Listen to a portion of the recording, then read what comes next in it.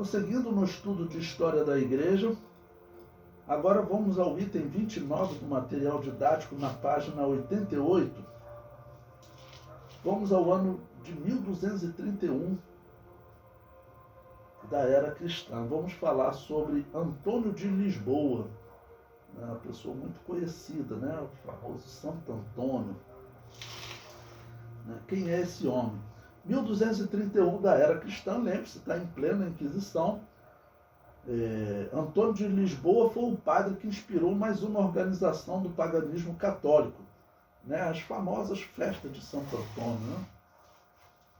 As festas pagãs que eram celebradas por católicos e pagãos desde o V século da era cristã. Mas Antônio de Lisboa ficará conhecido na história como Santo Antônio. Veja o que diz a história.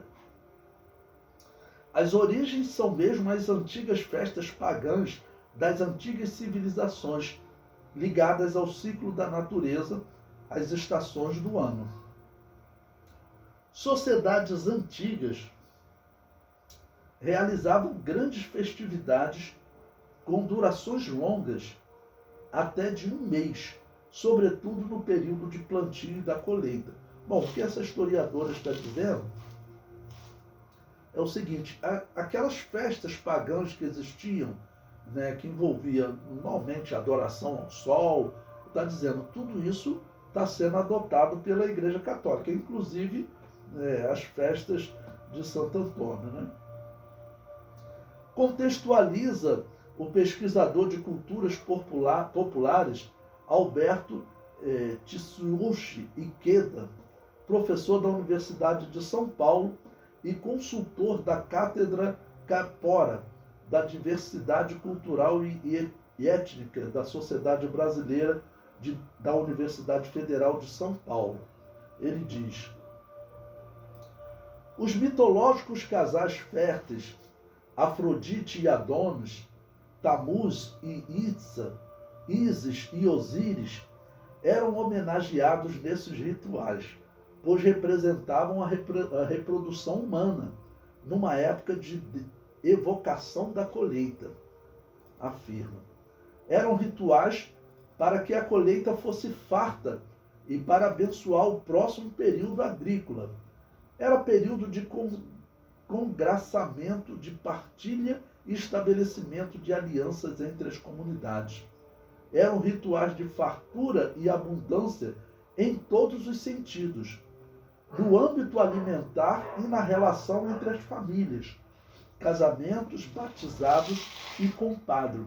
Bom, o que esse historiador está dizendo é o seguinte: todo aquele culto pagão, até do Antigo Testamento, ele citou aqui Ísis e Osíris, tá bom? No Egito, na Babilônia, Tamuz e Ísita, ok?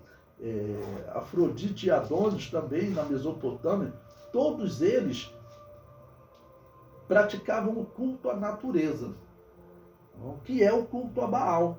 Os cananeus também praticavam esse mesmo culto e eles chamavam de Baal, ok? O culto à natureza.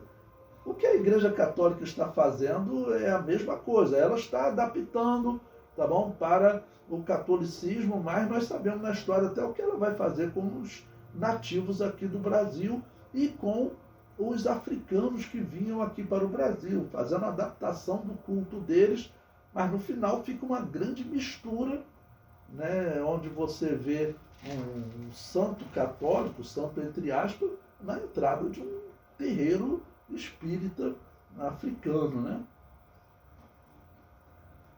O historiador prossegue.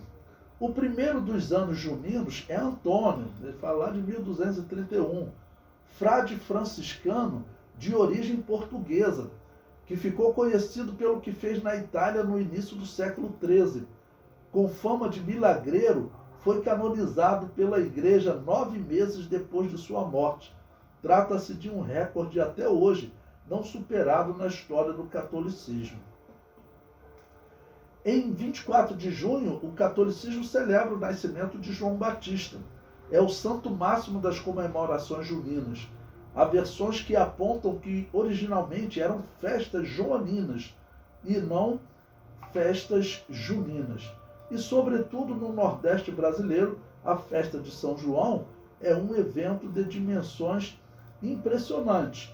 Então, eu falo, as pessoas podem até fazer por brincadeira, mas também é importante saber o seguinte: por trás dessa festa, que as pessoas, não, vamos ali só dançar, mas por trás dessa festa havia um paganismo. Qual era? O culto à natureza.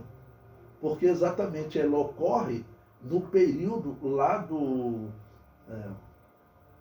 hemisfério norte, né, em que o Sol ele começa a ocupar uma porção maior do dia. Então esse era um período também que vinha as chuvas, a colheita, então era culto. Eles faziam culto à natureza. Tá bom? Então, repetindo, pode até, algumas pessoas aí dizem, tem até igreja evangélica que faz festa junina. Não, nós vamos só dançar, brincar. Mas tem que saber o seguinte: por trás dessa festa, você pode só brincar, mas por trás dessa festa, a origem é o culto a Baal. O comentário prossegue. À medida que o catolicismo foi se transformando em religião do status quo, sobretudo a partir da cristianização do Império Romano no ano 380, diversos rituais tratados como pagãos acabaram sendo abraçados e apropriados pela Igreja. A Igreja Católica não pôde desmanchar essas práticas, reconhece Rangel, historiador, né? Eu digo, né, diferente. A Igreja não quer desmanchar essas práticas.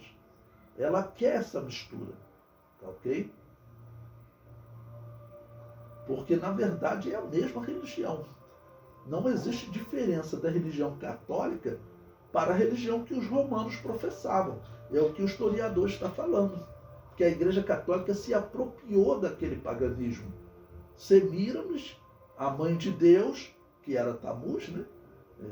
Semíramis se tornou Maria. Todos os títulos dela, Nossa Senhora, Mãe de Deus, Rainha dos Céus, todos esses títulos passaram para Maria. Isso não existe dúvida na história. Ok? O comentário prossegue. Com os rituais de primavera e verão, não foi diferente. Várias dessas festividades foram adaptadas, conclui Ikeda. Aos poucos passaram a ser tratados como festas em honra aos santos juninos.